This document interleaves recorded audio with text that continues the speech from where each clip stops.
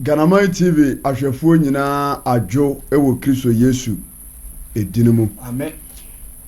Ejiri se Kristo Yesu adom obia ehoye. Eye True Faith Church International Kumasi Sokoba Wood Village branch no na sabre ye no wasai ehia ye no ebeche Kristo Yesu enu masem. Se wo hwe eye promo no a na etwagu TV ne so a nye bibia se eye True Faith Church International Kumasi Sokoba Wood Village branch no osofo a oda asafo kese ya no udifo ozabakani osofo Jacob Beche ena one empani eka ho ene ne safo manyina akabom ede enanso mpabo asi ho a sede wo hwe promo no sede na etie no enya senketo a baso on the 30th November 30th November ya 2025 ya semana mekei erikosi 6 December ya program no program kesia ya edi atwa afene to kura timo da so no se masofa nti ya hyase no kwasiara ebewie ne memenda so nti fa kwanya so ni ato nsafre adofo no no obi ahwe Ganamai TV dodo a ehwe online se ba bia ahwe free bia number no na eda eye screen na se wono fa ne frɛ na ene mpanifo adwetwe enkomo ha bia da so bia no bomoden na efa be piem ewo Sokobai True Faith Church International Wood Village branch na yensre awurade Yesu Kristo demo mpa yemfa mawo na efa wunku ne die kofie na so koso aba se de Kristo bobra obo betena asase so Kristo nanemu nyam ene emetena da amen. Yo ahwefo ene adofonom sabre eye bra ye no eba beche Kristo Yesu ene masem dwumadie ebrada bia na yehia ewo life we so ehia se no so ne apon no wotwe etimesre o se bomoden na ene entena kopem bra no wotwe ebebo na yebewie dwumadie no aye onyankopɔ asɛm nti no yebetu dwumadie no ahye Kristo Yesu nsa ewo mpabo ntimema yenua yona ede dwumadie no ahye Kristo nsa yena bompai adofo no mepam joye bompai yeneja woso atumi ade nyina ne ye na nwumere da wasem pempenso ade abeduro twediam po bra so zenkani David wonu mu asem ne ba nti yesrew sadi asempa no da ne da nyina wo chemu nhira no akra bi obeje bratie nsempa bi mama na nya nsempa mu senjirane na ziwe dwumadi asumdwe me behwe odi oso nmunyam fane mu kasa na ma utumi ni medi hine wadum ti kae na hye odi nmunyam da amen amen. Yo menua Yona Radin Sha. Amen. Yo adofrom yabo mpa ya wie na asempa no na yebe etoa so. Sir. Dwumadie assign am TikTok evangelist Ojera na Facebook no so ya Ganamai TV. Sir. Enti obetuma bo bia mane no like no share no comment na bibia etimi aye enkoso. Na otwa etwa mo no ye bae na ye no di nkomo bi. Na nkoma ya no die no ya tudin se heaven wo ho na eye huhumu kura awotefo nko a ena ebeko only righteous people na me bo amane ya se ene no ye ba ye betoa ne fa aka no so na enasempa ye de ba no ya tudin se bonsam jem ewo ho bonsam jem Yona bonsam jem ho hell is there. Yes na atemuda Judgment day. abonefo kra ena bekukuru mu Yes. bonsam jem ewo ho na atemuda abonefo kra ena bekojenim nje se wonima hia jebre na yenko baabrunim. Hallelujah. Amen. On say atoda ohun enipa bi etimi sore ewo manim ebi bepie media so ebi bepie busuam sir ebi bepie society nim na omu tu nkrofo aso obo okura utimi ne nkohia kam oh momi anwen omoboa ejabia ni ho hallelujah amen nyankopɔn bo nipa de no osase wodi jabi eba na dasem omoboa odofo me say ade bia wodin bia no ewo ho zora se nti bonsam jamu a ya kan no ewo ho life and colored ya onyankopɔn no ana siesie sagya no a wode twen atamu a wode ba wiase ene aboneyefo so eto bia wo hweye bia no me ba chaw ahobrasiem sa wugidi o sa wunyini o ugya no ebeba pa na eyeja onyankopɔn siesie se wode be gu ne boyefo so se akatua bone sanete nti sa oti bone bim ana mpachaw yene wahia frisabre sakra wadwen na bunsam gym ewo ho wasiesie gya no e de ama adebonyefo wasiesie gya no ama setai wasiesie gya no ama hohomone atenefo de omunka kuro sa gya wie ho nti last week no be ma wote ase se having kuro ehoma ahotefo sanso na bunsam gym ehoma adebonyefo omokra ebekom ededi akire hallelujah amen abra onyankopɔn eyi ne man Israelfo efiri nkwasomu na ɔde ɔmo kɔ Kena asase so no onyankopɔn fa Moses so ɛyɛ nsankyerɛnne bebree ɛde mo man Israel de ɔbɛtie firi onyankopɔn nkyɛn no na ɔbɛbɔ ɔman na maneɛ nti eduru baabi no ɔman Israel omu yɛ ɔmo adwen sɛ debia teka kyerɛ no afono wɔn teka kyerɛ no afono wɔn nti saa na tie de a omu pesu omu hu nyankopɔn korɔ no a omo ne nenam nti de omu asem omu wɔka kyerɛ Mose ano no yes omu hia no a omu pesu omu hu sɛ de osete yes hallelujah amen nti Mose kɔ bɔ nyankopɔn amaniya sɛ wo ma no omo se teka kyerɛ na dɔso nti ɛsɛ sɛ wonu omu kasa bie nu omu hunu sɛ ampa wo ho hallelujah amen eti abra Israelfo enyina nya adwen kro sɛ ombehu onyankopɔn ene monyam ene sɛ de osetia no onyankopɔn so gye omu nsam no tum ana ɔyɛ adwen sɛ obeyi ne ho adi akyerɛ Israel ma nti Exodus chapter 19 verse number 15 to 22 yanko Exodus chapter 19 verse number 15 ma wonya wura na wɔka kyerɛ wɔ man no sɛ enti abra asam no duru onyankopɔn enkyɛ no yes ana onyankopɔn ka kyerɛ Mose sɛ na wɔka kyerɛ wɔ man no sɛ ɔnka kyerɛ ɔman no sɛ munsiesie de ɛtɔ so miɛnsa munsiesie mu hu nsie ɛde ɛtɔ so miɛnsa ɛda ɛtɔ so miɛnsa monkɔ mo yere no mo ho bɛma bia waware bia hwɛ yie yes na ɔne ne yere ankɔda 3 days hallelujah amen ɛno na sɛ ɛyɛ nipa bi den no ɛden pa ma nipa bi no ahoteɛ ebi ntumi nyɔ nokre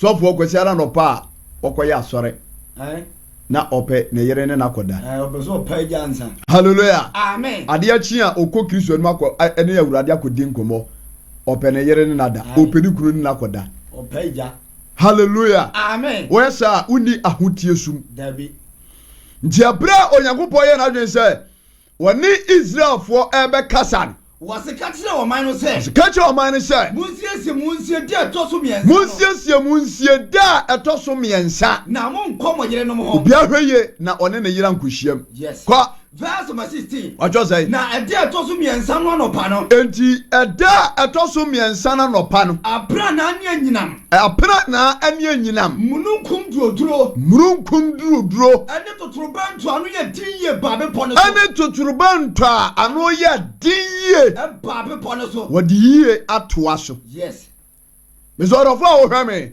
mese bonsam gyem ɛwɔ hɔ paa bebree anyi ntum sɛ bia bi saa ɛwɔ hɔ dodoɔ na ɛwɔ hɔ paa ɛwɔ hɔ it's real na abotrɛma mede baboro no bɛkyerɛ hallelujah amen enti abra ne nansa so a eduru ya o ma Israel anu Onyankopɔn ebe kasan anopa tututu abra na ne anyinam apra na ani anyinam ani mununkum duroduro se Bible kasa apra na tender yes ene na je grrr na tia fa wiem ase na bubongugu etimi kukuru dai ebra bi mi kurom bisi pada so sa etisa ne firi soro ba eno no mu firi nyame akuma nyame akuma etimi dwase kubem na kube na wu etimi dwase obim na kuno obetiti kura tenda no hallelujah amen eti abra Onyankopɔn firi murunkum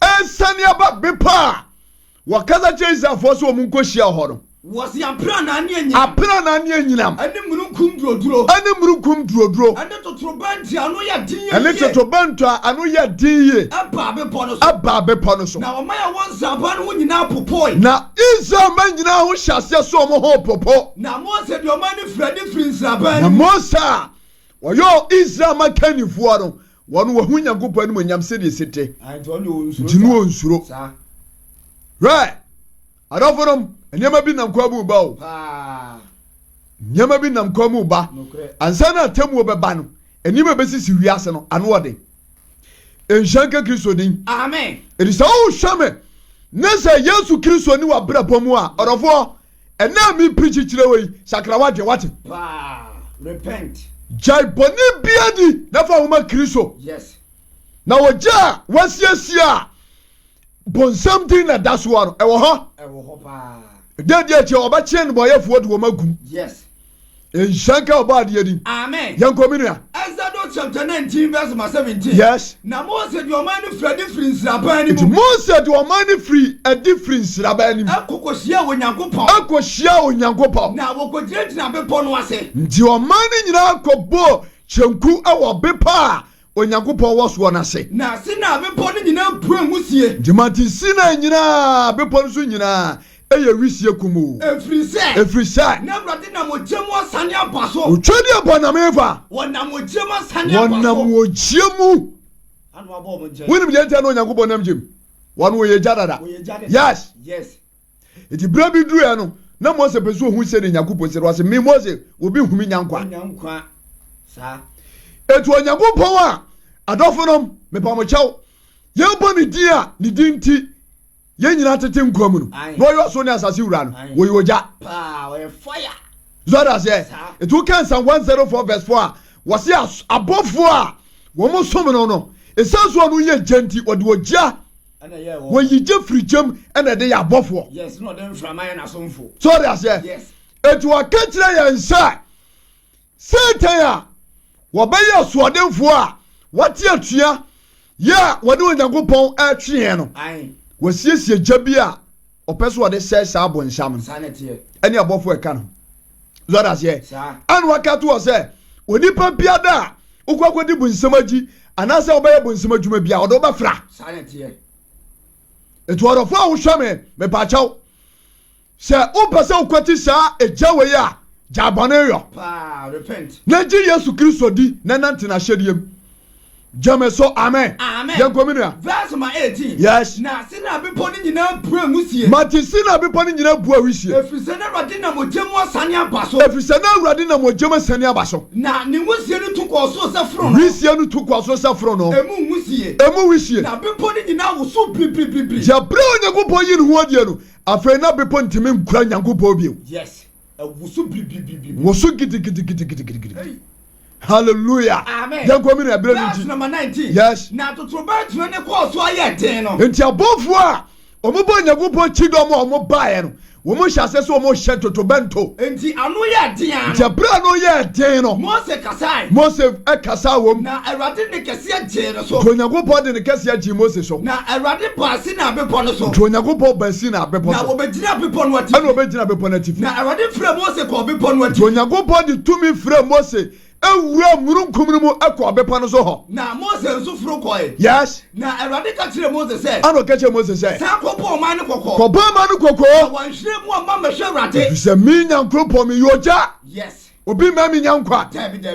Ɛbra wɔyɛ hunam. Sanete. hallelujah amen eti Moses ebra no otimiri ko Onyankopɔn ye no soronko yes na nya honam tebia se de nipa wo ye ni different tina na Moses timi ko no pa shanka oba de ni amen me say bunsam gem ewo ho na atamuda aboniafo kra ene be ko sa ageni ejesanso Onyankopɔn ye gya na Israelfo pese wo hu se do sitia no wanam ogyam ene be yin ho adi ere kire Israel ma afei oka to aso a na Israelfo na afei no mo aka se pachew se de ye hunu na adoso maye adoso maye afei de ya ginadi enti Moses sabre de wa okasa kire ne a ye betie ye nya chinyi bim amen amen abra Onyankopɔn ede sa ahinta semwe anase wo yiri ho de kire Israel man na nka no ohwe se Israel ma ene wiase di pa ate sa nsem wei ate Onyankopɔn hu no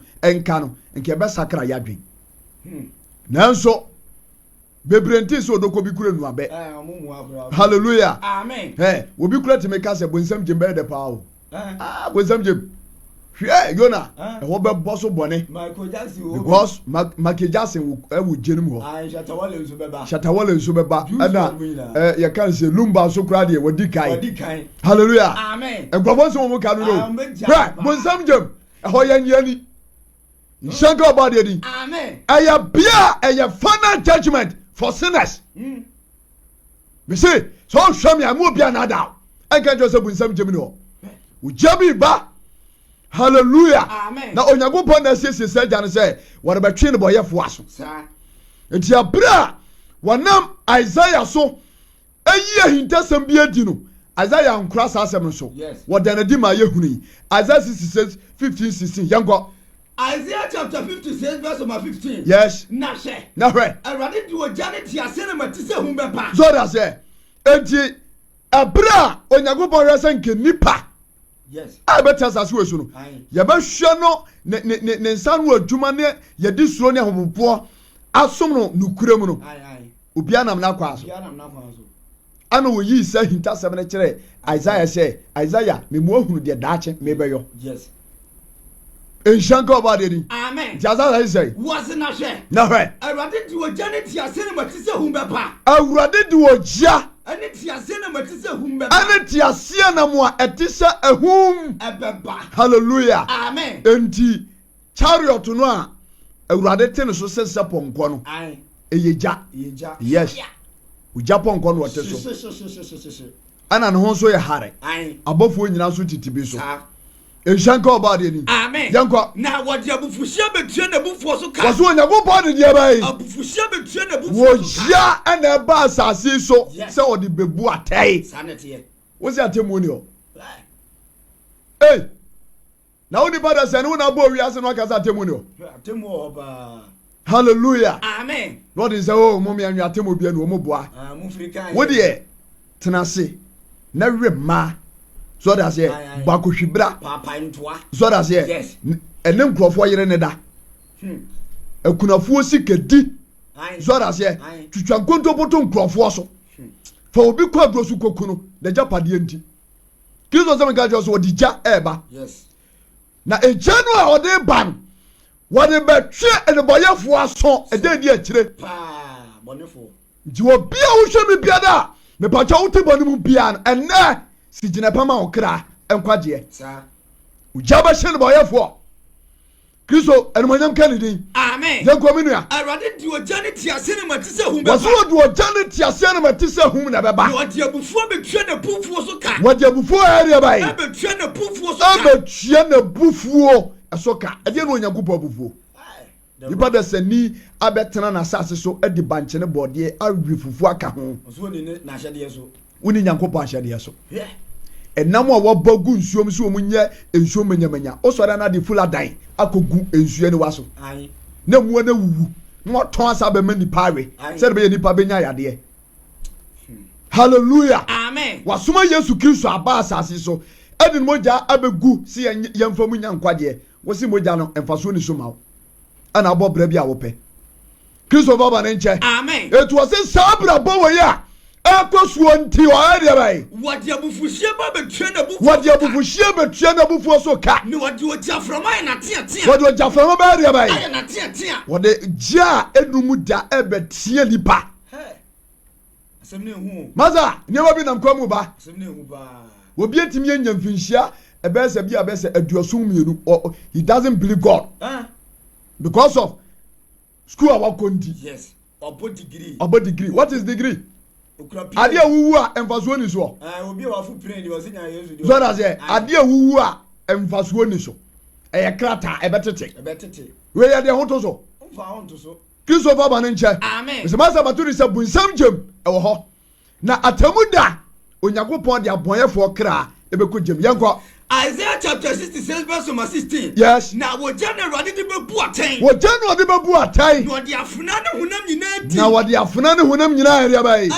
Hallelujah. Amen. Se sabra no eduru so a odofo a wo hwe me. Se wabra bonya ehfa na bejina. Ojina bre pa. Se wabra bonya ehfa pa na bejina. Ye de ye de obofu o. Na ye kan no ebesi. Ebesi pa. Yes. Real. It shall happen in life and color. Yes. It will pass. Sakrawatwi na nwere. Enshanka oba de din. Amen. Saja we kitua bi e wo Sodom. Ebresofo. Genesis 19:24-25. Yankwa Genesis chapter 19. E January so de bebu aten no. We kitua bi de kire wo mo a titibirem na omo wo ho e wo Sodom ani Gomorrah penso. Yankwa Genesis chapter 19. Yes. Verse 24. What you say? Na Erade to so fe nu oje firi Nyankopon nchen. Sodom and Gomorrah tena se ade bone ne amumuyo ntira so ana bo mo bra. Sir. The whole city. Kura de da hu nyina do mu jim. Wo mo a ene mema ne wo mo yonko mema da. Ema ene wo mo yonko ma da. Nipa da sani na wo fo aboa. Ofa aboa ne kokoda. Dane no homa aboa. Wo mo nam aduro so, nunsifo so, asisifo. Se de ne koso owiase ya. Ene kura de wiase ene abrabo nipa wom sesi abone na adoso kura chen tetefo de no. Abroso. Yes. Abroso dodo. Abroso. Eti bone a ekosu sese wo wiase we mu no. Esense abroso nti.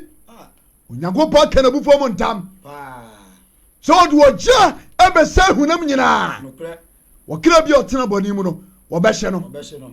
Hallelujah. Amen. Yankomina. Genesis chapter 19 verse 24. Yes. Na Erade to so fe nu oja firi Nyankopon nche. Enti Sodom and Gomorrah.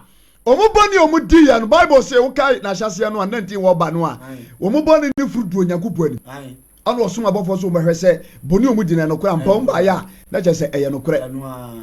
Anu wo toja efiri soro Onyankopon nchen. Onyankopon nchen. Agu Sodom ni Gomorrah so. Agu Sodom eni Gomorrah so. Na wo butu nkro ni kanko ni nyina. Wo butu kro ani nkro na da wo hye ni nyina. Ani wona wo tete nkro ni nyina. Ani wo mo tete nkro ni nyina so. Ani dia fifiri wasase ni so. Dia fifiri wasase ni so nyina. Sei ni nyina da. Ese wanya adeketo abakọ. Dabi. Sei ni nyina. Lord ene ne ma ne nya oje. Omo ho a. Enshanka oba de ri. Amen. Orofo wo hwa me. Ewiase wei asetra yatim no. Me pa che obetima tena tene ni mu.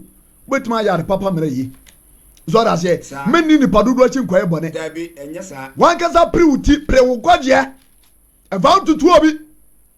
Ade bia Onyankopon asem kasa tia twom firi ho. Pa. Achede bia Kristo de so obi an bomodi so obedi so. Na di so. Na okra nyankwaje de di akire. Sa. Ijabi na nkwamu a eba. Pa. Atamuda Kristo obeyi sa janadi. So they say etawo te setade. Ya yes ya wode aboyefo ekogu. Enti ejanu a wode ba shi Sodom and Gomorrah na so fefra. Eto kan Deuteronomy abakosam no a Bible me atia say sa Sodom and Gomorrah asase no uye bibia oso enye yi ebesi ne gura bakokura mfi ho. So that say eto Onyankopon no a ote soro no woye janti na nipa bone do so nti ama ne burusu nti no ana o ma nipa hunu de achen. Jobe nipa. Yes. Wo de mo bi na dan ka je se jebia ni ho. Na so no go mo dia no mo ye ntwen. No mo ye nipa pa. Wo mo ye nkwakuo. O mo ye nipa. Wo mo ye noa. O mo ye human beings. Anase no me bacho o mo ye ntabo. O mo ye homo sapiens. Hallelujah. Amen. Hey, e ma bibia na da. Dabi. Suro Nyankopon. De ti na hade aso.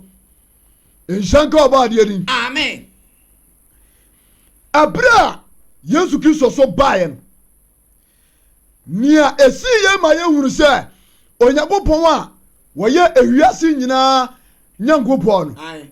Ni hu ye hu. Ni hu pa. Etimo Yesu Kristo bae no obekire nia esese yesuro no. Yes. Zora ze. Sa. Obekire nia esese yesuro no. Ko Yesu peso ne nipa bi suro abosom ne akonfo ne abayifo. Ani nipa. Mo mo kire nkabre ne. Zora ze. But Onyankopon de no mu nsuro no. Matthew chapter 10 verse number 28.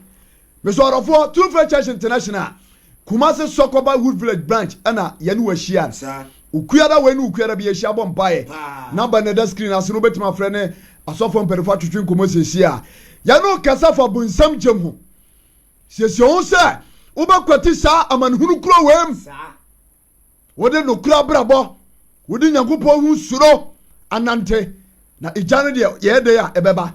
Amen. Amen. Yanko. Matthew chapter 10 verse 28. Yes. Na mu suro wona wokum honam. Eti abra Yesu Kristo ni wo mu hia no. Anu otwe nipa dwen aba ensem we so sɛ. Na mu suro wona wokum honam. Ma ye nsuro onipa bia otimi kum honam. Na wotumi nkum wokra. Na afei okum honam no wia ontimi nkum wokra. Na emom. Mu suro wona obetumi asai akra. Yesu nia wotimi kum honam wia otimi ade bai.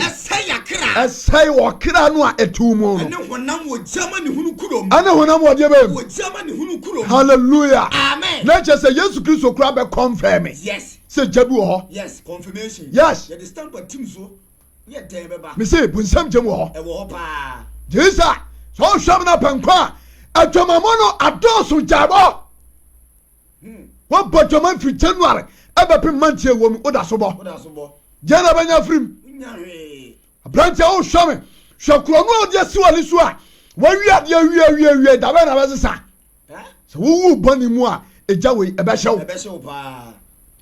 Enshanka oba de adi. Amen. Ka bia ma menua. Matthew chapter 10 verse 28. What was I? Na mu nsuo wonu okum honam. Kristo ba no. Anu o che yensa. Mu nsuo wonu okum honam. Ma yensuro wo bia otimi kum honam. Na wotumi nkum wokra. Kaso obi kum honam a obi otimi firi nsuo bodua. Obi otimi twetwo kum obi. Okum honam. Obi otimi adese ka wo obi kum. Okum honam. So that's it. Hey, odimi ko obi na mkra don't mfa nkwadro so. Hallelujah. Amen. So do obi kwadro so kokunu a asase ho koko ho ejapade bi ho a ewonya hwe. Onya hwe, honam wakum no kwa. So that's it. Wo kra na wudie na wadie no edu kojem. Ni moja buo wati. Me na mega job.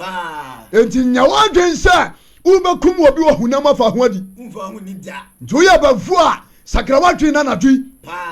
Hom na ba mu adi dibane no emfa nkosi ba bia ejem ana wo boaboa wabrabo no edi akowie. Se bonsam jam ho.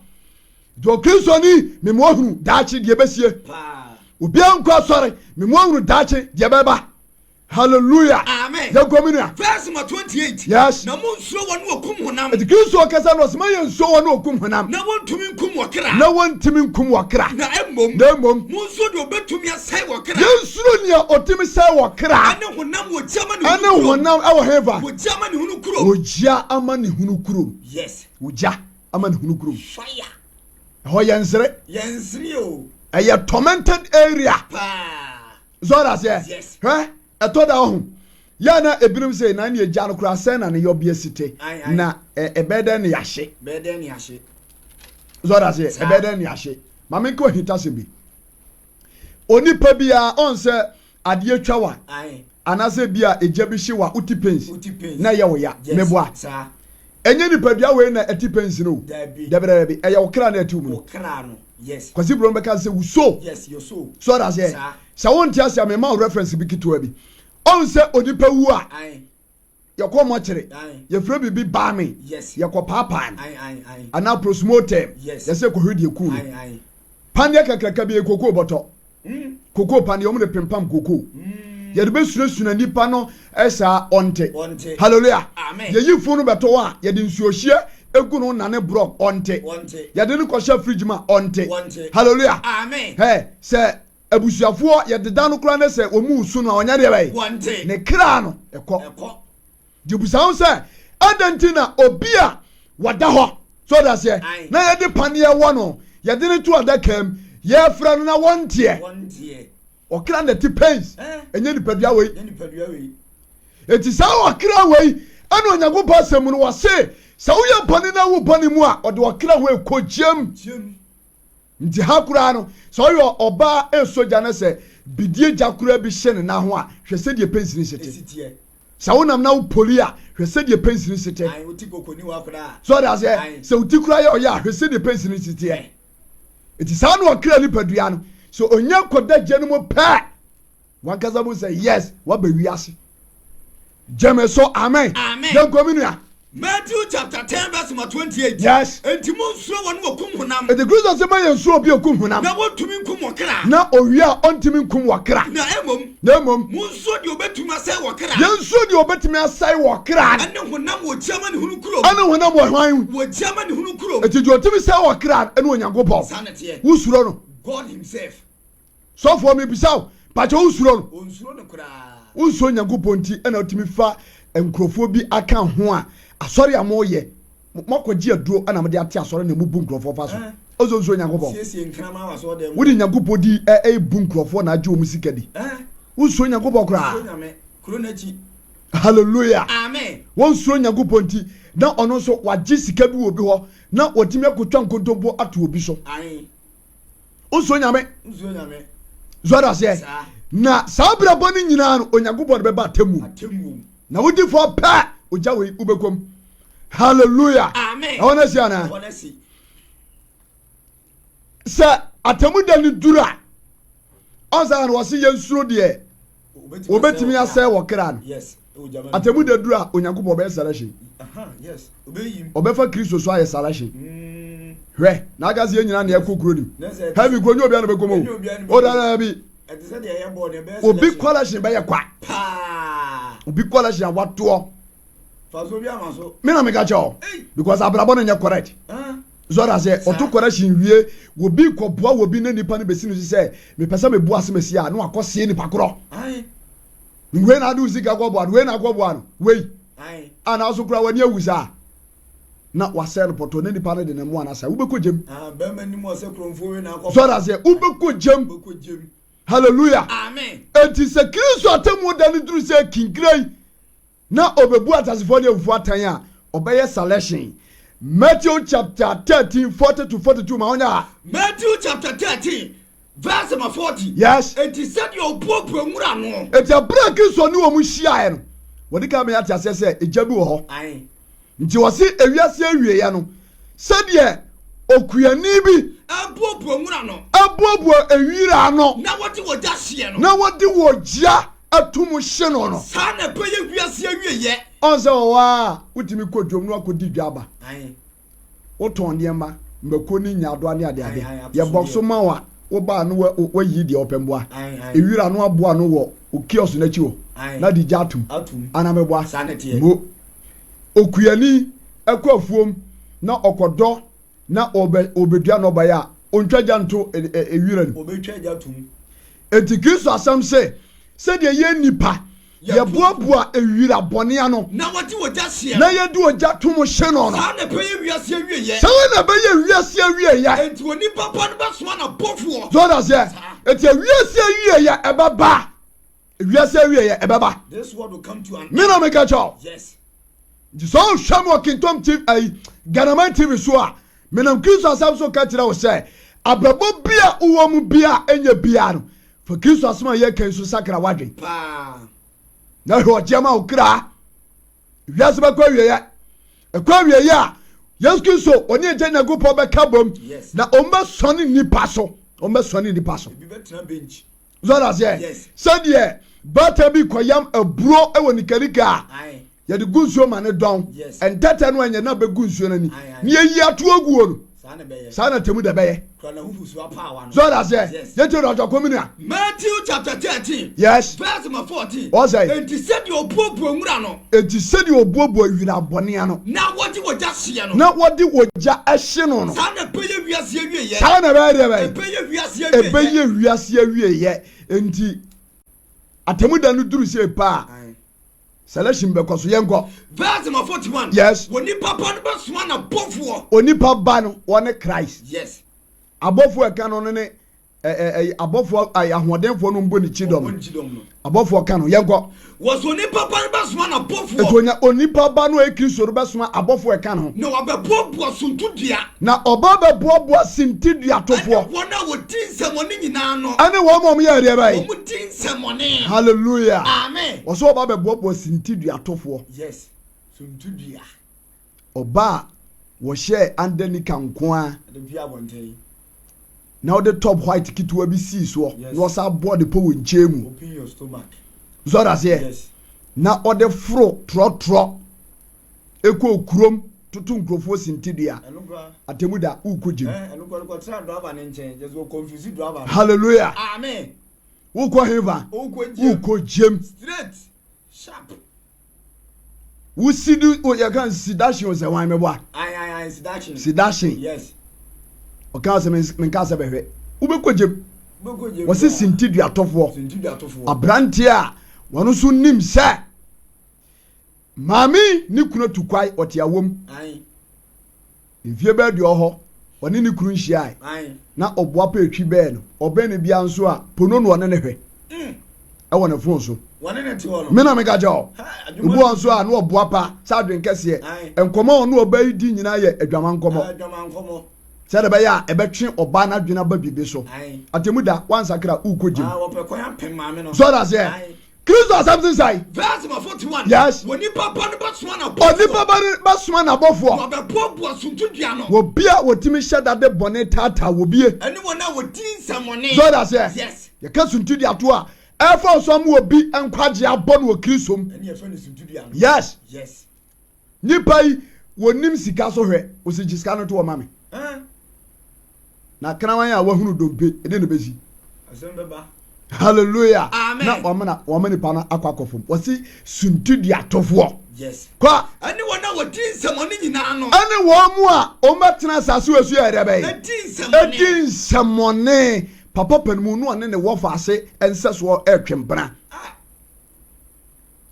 wo mu a esesenka o mutimi koyi ekwan bi emankurasifuo bi ai no no na jehu sika 10% no akoye kwane sapete na accident basa hallelujah amen osu ye ni baboni ni eda no ukojim osu wo mu din samone wo mu din samone zora se ti kan samone mu brani nti me pese me cheche mu bre ya se samone ni ye boni a nipa bi ade asi ho si wo mu ba de bai wo mu bayo yes wasi wona wodin samone nyina wona din samone nyina wadwo mu nyina firi na hinia mu wo mu nyina de bai wadwo be firi na hinia mu obayi wo mu nyina firi wo sura hima mu enwuma nim obayi wo mu nyina firi ho yes na wadwo ma kogu ochafuru no mu na odwo ma yedai akogu ochafuru no mu hallelujah amen usi bu nsam jemi no na meken ka akere wo we Kristo no na eka aso odwo ma yedai akogu ochafuru no mu odwo mu kogu jafuru ni na wonu osu ni sekere wo sabia no eyesu ni de bai sekere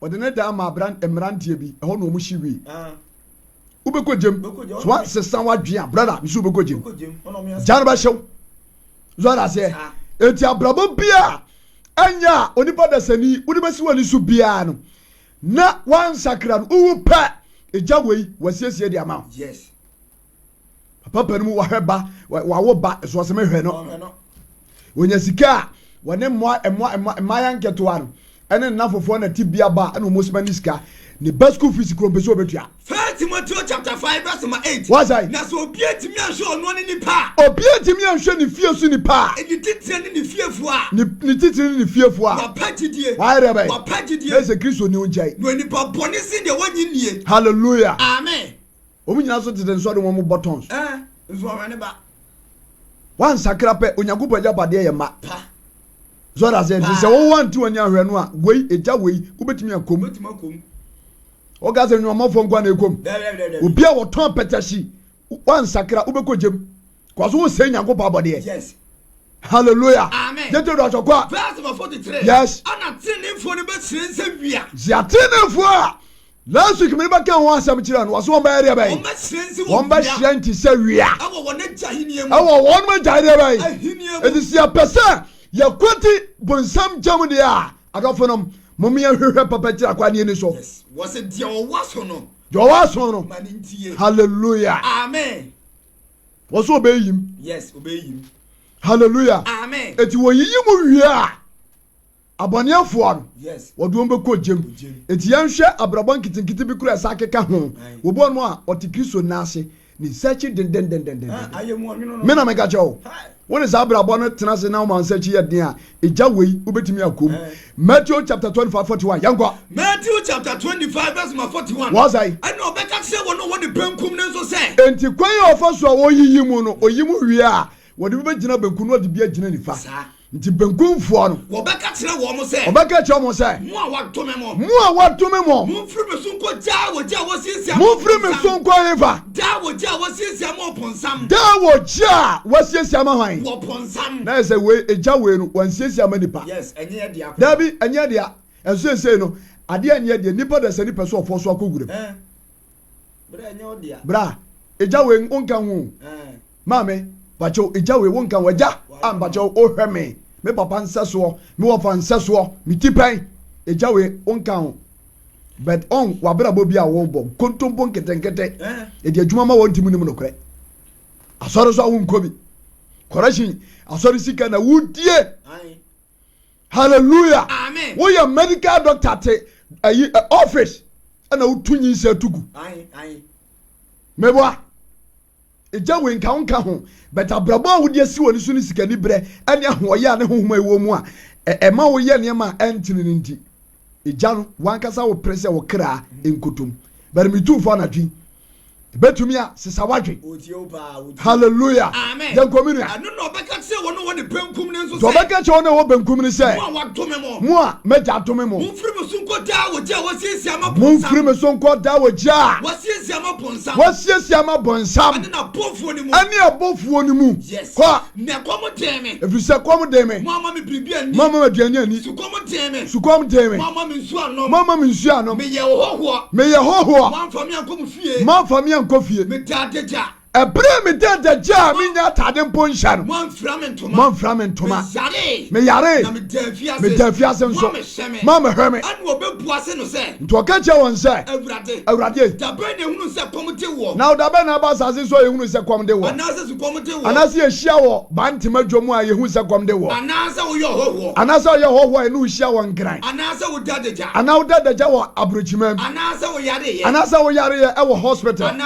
ko da fiase ana ukoda prison ni amesom na ya amesom ni ahwew ana obebuase won se dikristo se obeka che safo ne se no kure mu mese mu se me ka kire mu se mu anya mankitu emu pa o kristo ni papa bia wo pe dan kwa na wantimi amosa abra we bia nka ni gidie ho no yes obeko jem yes what the stamp what team so simple njazor vio na wo tia no hwehwe die kristo pe na di so wantimi ni so pa na udi ayira firi nkwanwuma mu a ejemu de you cannot mess yes me say ade bia wodi bia wo ho nti wasesa ma bonsam ani abofo a wo mo esane ba asase so a ijane ye omo dia yes nti wodi boani se wo pankwa dia a me pacho sakrawadwe yes so opo so kwati cha we dia tie kristo asema ya kan na bon so bia wotim bia ene mansa so 2025 ya wo mu no emfa bone emfa ngura mu nkwa na wie ya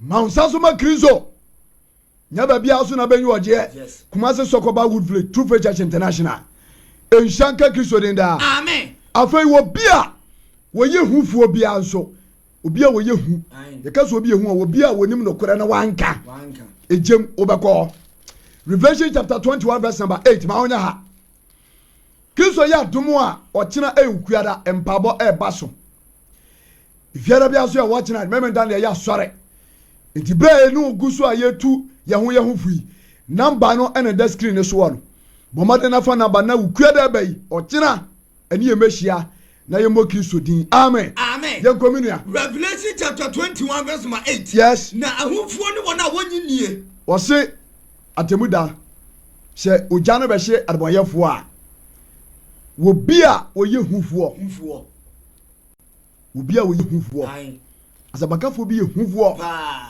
asofo bi ye hufuo ne nsɔrema nipa binom di nsɛm hunu ɛwɔ asɔre fie hɔ ne sika de odimi nkana sɛ sese wɔn sɛ hunamu nneɛma a nipa binom ebenya nti ɛna asɔfo bebree ntimi nka nokora bi ɛnɛ asɔfo dodoɔ sɛ na etimi pirikyi sɛ bunsɛm gyem hɔ ne nipa hwɛ yie nipa dodoɔ sɛ asɔfo dodoɔ sɛ ɔn sɛ yɛ hunamu nneɛma nko a hunamu nneɛma nko a ɛna asɔfo dodoɔ no apirikyi fa ho no salvation hwakira dodoɔ agu n'ase a ebinom abrabɔ ɛyɛ abrabɔ funu wodi Kristo asɛm no kura nsɛm bɛkyerɛ no wontimi nka ana wɔn nso asɔre ba wote asɔre fie na ato saa ana de uti ato kɔ ho wadwena sɛ wakɔ ha bi awie hwɛ obi a wote bɔne mu bia no sɛ wɔnyɛ de nsakra wo Kristo mu a ogya wɔ wobɛkom so miss heaven a you cannot miss hell yes enshanka Kristo din amen de kominua Revelation 21 verse 8 yes na hufuo ne wona wonyi nie obi a wɔyɛ hufuo obi a ɔyɛ hufuo ne deɛ bɛyɛ ane wona wonyi nie ane wɔn mu a ɔmanyi Kristo anie akyiwadeyɛfoɔ ane akyiwadeyɛfoɔ awudifoɔ so de aseɛ efunu ne de akosi aso dem ɛyɛ akyiwadeɛ bɛrima ne bɛrima ware ɛyɛ akyiwadeɛ ɔbaa ne ɔbaa ware ɛyɛ akyiwadeɛ hallelujah amen wɔsai wɔsi akyiwadeyɛfoɔ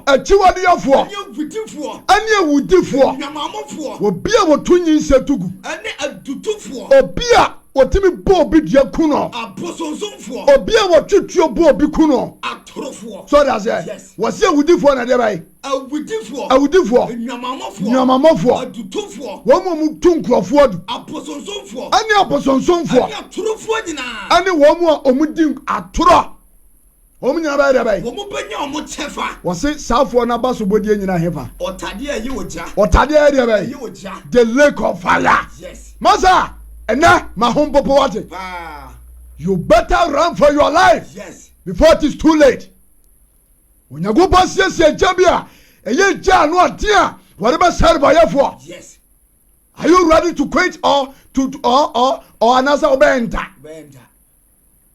hallelujah amen ɛwɔ no si anaa mo wɔn sɛ waka nsɛm bebree nyɔmmɔfoɔ adutufoɔ abosonsomfoɔ wɔn mu twa nkontompo ɛne ehufoɔ wɔn mu abasobɔde atemu de onyankopɔn de bɛma wɔn yɛ ɔtadeɛ a the lake of fire wɔn mu bɛkom na sɔfe nso yɛ deɛ bɛyɛ nti sɔfe no yɛ nneɛma bi a yɛde afrafra ɔtɔ sɛ ɛka mɛkyi no wɔse wɔde honam ne sika afena nyinaa ne honam bɛdi etu woda gye mu no na sika ne biebie wɔkyi ebe ɛyɛ wɔ honhom nipadua nti nipadua na ɔde te asase wɔ so no honhom deɛ wɔ hɔ nti sika no abɔfoɔ no de bɛbiebie saa na egya ne wuram na ɛda ne wo mu na wo kam woso a wongu hallelujah amen Revelation 20:14 yɛ pon ananoma ho nyɛ brɛ na so Revelation 20:14 yes to 15 Revelation chapter 20 verse 14 to 15 verse number 14 yes na what wo ni asɛm ano twene wo gya eti wo wu a enei wɔfa nipa no wo kan relation a wo wu yɛ bɔfoɔ asɛm ado yɛ bɔfoɔ atem de ɔmɛkɔi ɔmɛkɔ gyem ɔsɔ ɔmɛ yɛrɛ bɛyi bɛtu ɔmɛ twene wɔ gyem ti wo wu ni abɔfoɔ yɛbɛtu ɔmɛ twene gyem na yɛn ni wɔ wu prenu no hallelujah amen yɛbɛfa course enti wɔ bi a wɔyɛ ɔtena bɔnim na wanyɛ yɛ Kristo pɛ biara ɔbɛyɛ deɛ bɛyɛ ɔbɛtu na twene gyem na yɛn ni wɔ prenu no hallelujah amen wo kan Judah chapter 1 verse number 6 nso a ɛno so ɔsi abɔfoɔ a wɔn ankoro mu mpa ne ni a wɔn gya a wɔn tena bi ato hɔ a wɔn ne bɔ nsam baeɛ no demons wɔn nso yɛ de wɔn tu gyem so that's it Revelation chapter 20 verse number 10 my last quotation Revelation chapter 20 verse number 10 yes na wɔ bɔ nsam wɔ taataa wɔn no tell you my last quotation me si bɔ nsam gyem ɛwɔ hɔ na ka onyago bɔ siesie ma adɔyɛfoɔ etu ɔsɛ bɔ nsam a wadada nipa binum atamuda obato bonsam atwene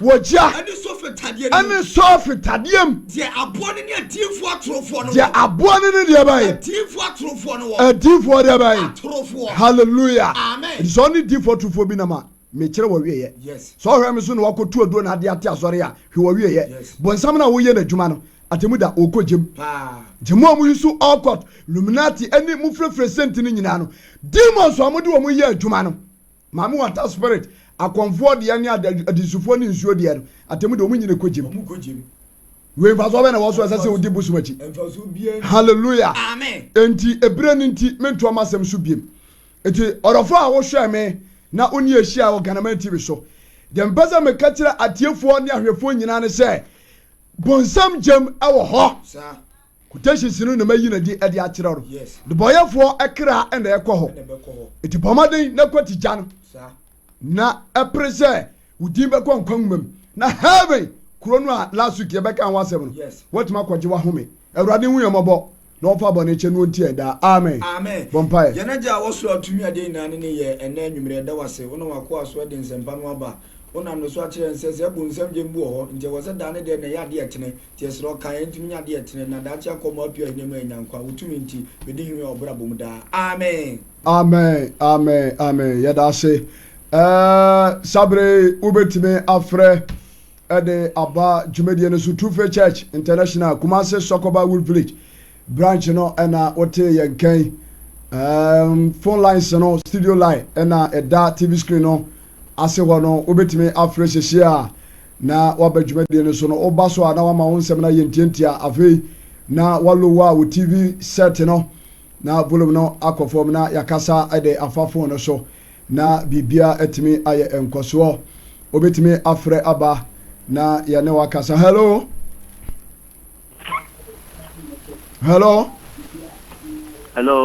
yes sir me bacho udini baby akasa firi bacho ya frame David me kasa firi Kumase me bacho mi entie we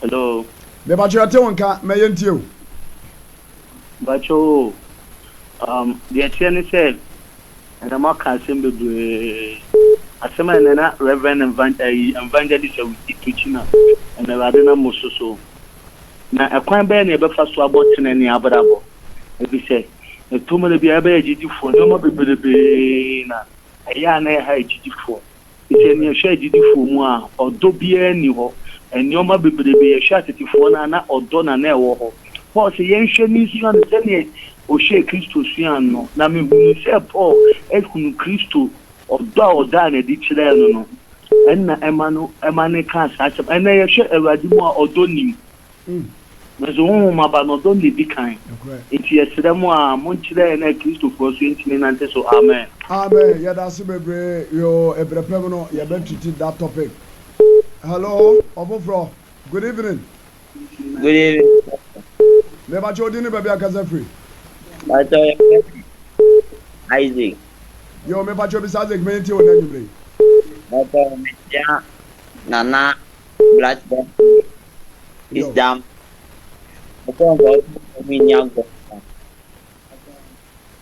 oh yante wo kasa ne ye sa amen yante wo kasa sa free biem hello me ba chodi scholar good evening hello yeah me ba chodi good evening me ton kam yan kasa udi ni baby akasa free so me kasa free boss me kasa me nyom paibo me ba chori kwaso na hwe dwuma de ne de number bi ebeto so na wafre na ya bompa ye de ama why kwaso na hwe dwuma de no ye de number bi ebeto so ye telephone number beto so ye hwe dwuma de na wafre na ya bompa ye de ama me ba chori okay god bless you ofofro so betimi awuram na bibia etimi aye kama hello good evening hello oh wantimi anyina so True Faith Church International Kumase Sokoba Wood Village branch no ana ugusu a wo hwe dwumadie Salvation Hour dwumadie ana ugusu a wo hwe no na mekoso aka wo se Kristo ya domo a ochina ewukuara yes osofo pani odifo Jacob Bechi atena se hello Good evening. Me pacho din ba bia kasa free. Pata kasa free. Pisia. Me pacho wudi. Me pacho Flame Joy. Me pacho Madam Joyce na yentie we. Pata masa mitane say. Wala ni pa nye bone no. Na bonsam de mo ho ana. All right. Me da se bebre. Ono so ne question no. Ye be you are no enti o de kwaso ani ti. Me say every be na Yankopon obo hell no. Okay. Ye be you are no enti kwaso ani ti. Ubetime afre abaso na yefro ofrefu twato okra. Yefro ofrefu twato. Hello, good evening. Yes. Hello, Papa. Ma me pacho udi ni ba bia kasa free. Ya tell me vadan kuma ka say you also. Me pacho me yentie on free say we also. Na me sramo papa ne ma tempa na kupon sramo. Ma tin so. Amen. Yo, yeso yeda ase yede ofrefo dwumadie no ebesi ebre no aye bre fi se dwumadie bebre ho.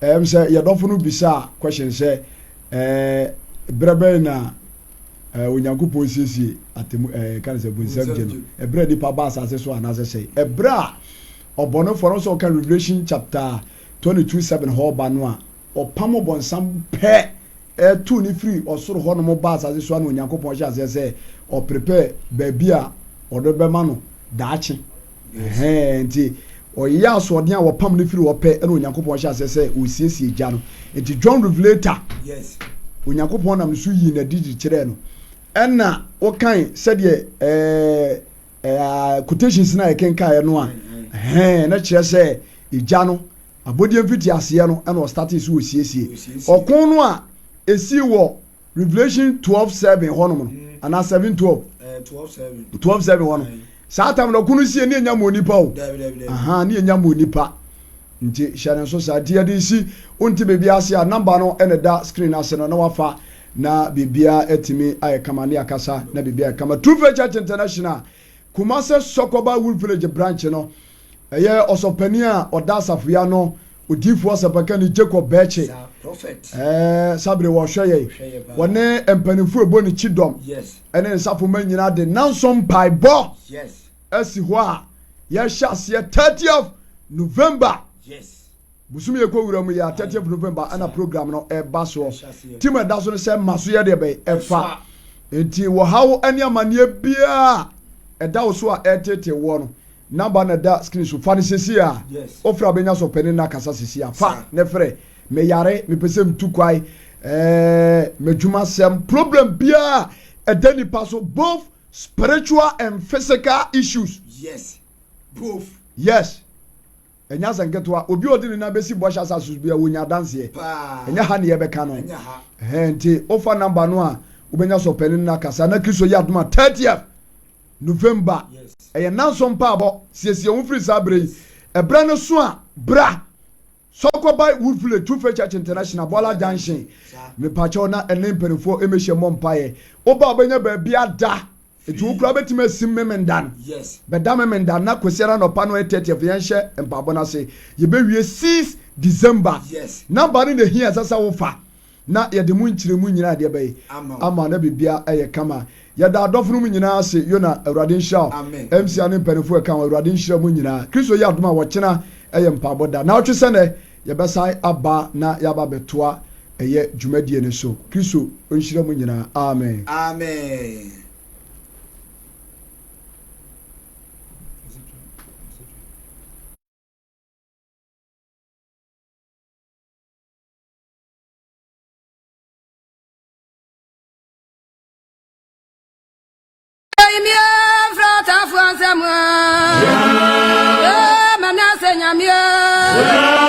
Abrabo bia ni ho a afrusa ne nim nanso se onya odifo bia wabi ohunhum anani abie anakwa nkyere ka emo abrabo sisi so ba ye witness ne godi ho danse koka kira mansan se bubuafo anante bonini awonta ni frani ehuade na nso wakwantu masofa wonkata asem masofa wajuma masofa wusika masofa wayarisa masofa wawarye abawo masofa afei wunkunimdie masofa onipaba fani betu to America ko Bethel asase so na wo be yankunim difo eye nanso empabo ni akontene any massive fundraiser eje theater our True Faith Church International Kumasi Sokobanwood Village First Boiler Junction Otihini asase so odifo Jacob Bechi enasipe mpaibo akomchina akwanche ene ngosra edano mununkum besane yatudi masofa jumadini ehyasie Sunday 30th November ekosi Saturday 6 December 2025 anopa nonkron ekosi awia no mienu debia